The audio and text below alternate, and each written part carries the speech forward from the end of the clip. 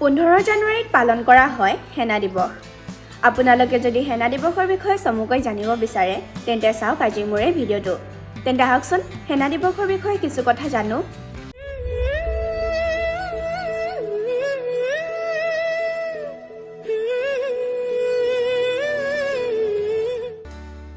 পোন্ধৰ জানুৱাৰী সেনা দিৱস।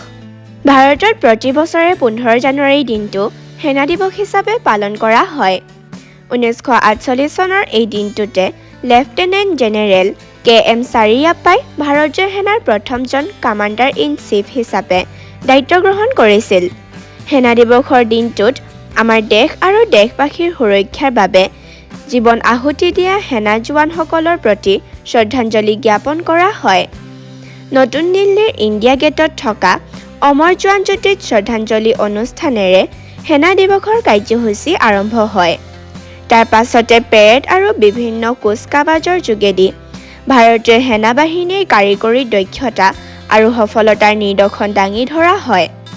বিভিন্ন সেনা পদকো প্ৰদান কৰা হয় এই দিনটোতে। আজিলৈ ভিডিঅ'টো ইমানেই, ধন্যবাদ।